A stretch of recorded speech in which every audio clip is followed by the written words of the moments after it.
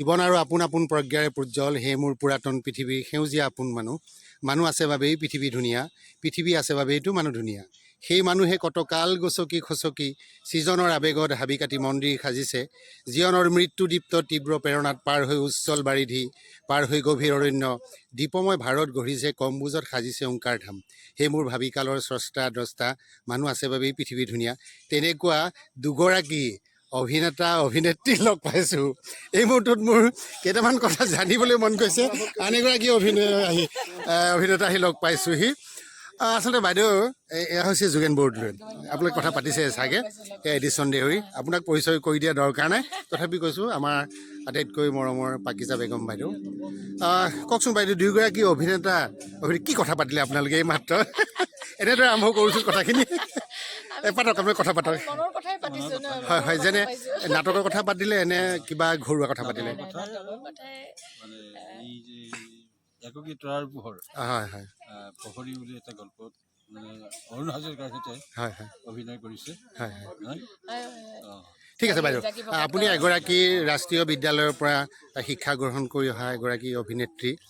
অকণমান কওকচোন সেই অভিজ্ঞতাটো। আপুনি আমাৰ একেবাৰে জ্যেষ্ঠ হয়নে? আমাৰ এতিয়া যিসকল অভিনেতা অভিনেত্ৰী আছে তেওঁলোকে কি কৰিব লাগিব, আপোনালোকে কি কৰিছিলে অকণমান কৈ দিয়ক। প্ৰথমতে ধন্যবাদ যে আপুনি মোক এনেকৈ কথা পাতিবলৈ মানে আপোনাৰ হেৰিত আগ্ৰহ প্ৰকাশ কৰিছে। কিন্তু এটা স্পষ্টীকৰণ দি লওঁ, সেইটো মানে আপোনাৰ গাত দুখ নাই, অসম নহয় গোটেই ভাৰতবৰ্ষৰ ভিতৰতে যিমান ঠাইত গৈছোঁ আৰু ৰাষ্ট্ৰীয় নাট্য বিদ্যালয়ৰ মজিয়াটো মোক সকলোৱে ভুল কৰে যে মই ৰাষ্ট্ৰীয় নাট্য বিদ্যালয়ৰ পৰা শিক্ষা গ্ৰহণ কৰি অহা অভিনেত্ৰী বুলি। কিন্তু মই ধন্যবাদো জনাইছোঁ আপোনাক যে মই শিক্ষা গ্ৰহণ নকৰাকৈ মোক তাৰ মানে চাৰ্টিফিকেট আপুনি দি দিছে, তাৰ বাবে মই ধন্যবাদ। কিন্তু এইটো আপোনাৰে ভুল নহয় বুজিছে, বহুতৰে হয়। স্বামী আৰু অনুভ হাজৰিকা মোৰ গুৰু বাহাৰুল ইছলাম, মোৰ বান্ধৱী অভিজিতা গগৈ, ভাগীৰথী ভাবী, এই সকলো দুলালয় ছাৰ, গোটেই NSDN সকলৰ লগত মোৰ আৰম্ভণি হৈছিলে বা এতিয়ালৈকে মই তেখেতসকলৰ লগতেই কাম কৰি আছোঁ। গতিকে কোনোবাখিনিত চাগে কাম কৰাৰ ধাৰাটোত অকণমান তাৰ প্ৰতিফলন ঘটিছে কাৰণে বা তেওঁলোকৰ লগত মই কাম কৰি থকাৰ কাৰণে চাগে সকলোৱে ভাবে যে ময়ো তাৰ পৰাই শিক্ষা গ্ৰহণ কৰি আহিছোঁ। অৱশ্যে ৰাষ্ট্ৰীয় নাট্য বিদ্যালয়ৰ মজিয়াটো মানে তেওঁলোকেও মোক পৰিচয় কৰি দিওঁতে আপোনাৰ নিচিনাকৈ কৰি দিছিলে এবাৰ। যে নহওক, সেইটো এটা বিষয়। কিন্তু শিক্ষাটো কি, শিক্ষাটো এটা হ'ল বিদ্যায়তনিক শিক্ষা।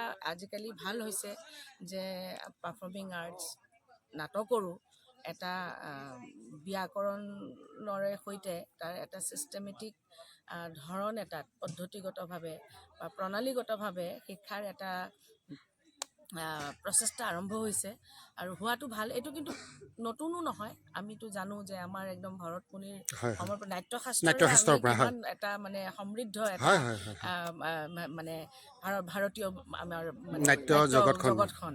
গতিকে আমাৰ সেই বস্তুটো আছিলেই, মাজত অকণমান কিবা কিবি কাৰণত অলপ খেলি মেলি হৈছিল বা ইউৰোপীয় মানে পাশ্চাত্য কথাটো ইয়াৰ লগত সাঙুৰ খায়। ভাৰতীয় আৰু পাশ্চাত্য গোটেই সংমিশ্ৰণত আৰু এটা প্ৰণালীগত পদ্ধতিগত বিদ্যায়তনিক এটা হেৰি হ'ল, প্ৰচাৰ বা প্ৰসাৰ হ'ল। এতিয়া ল'ৰা ছোৱালীয়ে শিকিব পাৰিছে, স্কুল কলেজ ইউনিভাৰ্চিটিত এইবোৰ বিষয় আহিছে, বহুত ভাল কথা। মানুহে প্ৰফেশ্যন হিচাপে ল'বলৈও এটা বাট বিচাৰি পাইছে।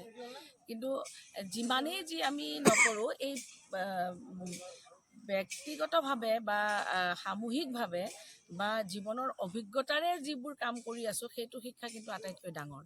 মই কিতাপ বহীত পঢ়ি অহাৰ উপৰিও কিন্তু পাৰফৰ্মিং আৰ্টছ গোটেই বস্তুটো কৰি থাকিব লাগিব সাধনা। নাটকে আচলতে জীৱনৰ সম্পৰীক্ষা হয়নে? এইবিলাক চলি থাকিলে এই নতুন ল'ৰা ছোৱালীও তেওঁলোকৰ কাৰণে আৰু বেছি ভাল হৈছে। আমি কিছু যিবোৰ নাপাইছিলোঁ, আমি পোৱা নাছিলোঁ, তেওঁলোকে সেইবিলাকো পাইছে এতিয়া। গতিকে তেওঁলোকৰ কাৰণে আৰু বেছি সহজ হৈছে। গতিকে মই ভাবোঁ বহুত তথ্য প্ৰযুক্তিৰ প্ৰসাৰণ উত্তৰণ ঘটাৰ পিছতো থিয়েটাৰে অকণমান ধৰক বাকী মাধ্যমবিলাকে থিয়েটাৰৰ অকণমান চেপা খুন্দা দিছে। কিন্তু মই ভাবোঁ থিয়েটাৰ কেতিয়াও মৃত্যু নহ'ব হয়, থিয়েটাৰ গতিশীল আৰু এটা সময়ত তথ্য প্ৰযুক্তিকো মানুহে আমনি লাগি যাব লাগি যাব মানুহে কিন্তু ঘূৰি পেলাই আকৌ এই মাতিলেই উভতি বেক আহিব টু দ্য পেভিলিয়ন আহিব লাগিব গতিকে থিয়েটাৰে আকৌ সেই সময়টোত আৰু সমৃদ্ধ হৈ ওলাই আহিব এতিয়াও আছে আৰু এই নতুন প্ৰজন্মই আশাবাদী যে আমিতো এতিয়া পৃথিৱীৰ পৰা বিদায় মাগিমগৈ নক'ব সেইটো কথা নক'ব আপুনি এতিয়া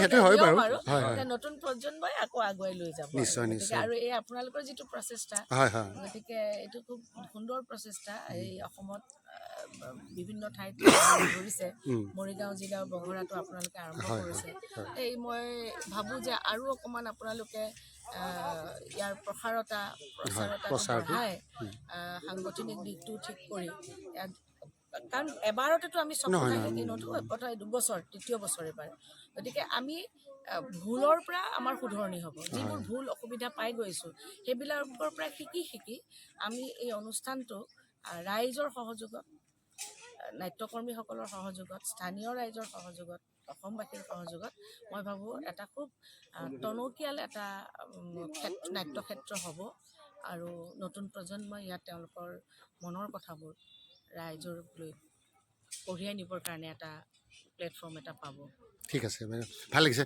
শেষত আপুনি যদি নাট্যকৰ্মী নহয় কি হ'লহেঁতেন তেতিয়া কি হ'লোহেঁতেন সেইটোতো ক'ব নোৱাৰোঁ হোৱা যিহেতু নাই এতিয়া মই সপোনে হয়নে আগে পিছে মই নাটকেই দেখা পাওঁ তাৰ বাহিৰে বেলেগ কিবা যদি হ'ব লগা আছিলোঁ নহ'লোঁ যিহেতু সেইটো আৰু এতিয়া নাভাবোঁ আৰু সেইটো ভাবি নাথাকোঁ গতিকে এতিয়াও আশা কৰিম যে জীয়াই থকালৈকে উশাহ লৈ থকালৈকে এই অভিনয় নাটকৰ লগতেই যাতে সংপৃক্ত হৈ থাকিব পাৰোঁ সেইটোকে নেদেখাজনৰ ওচৰত প্ৰাৰ্থনা একদম পৰিশেষত আৰু এটা কথা কেইদিনমানৰ কাৰণে আপোনাক একদম এটা নিৰ্জন দ্বীপলৈ নিয়া হ'ল তেতিয়া আপুনি লগত কি নিব মই লগত মোৰ স্মৃতিবোৰ লগত লৈ যাম মোৰ যিবোৰ সৰুৰ পৰা লৈ আহিছোঁ মোৰ অনুভূতি মোৰ চেতনা মোৰ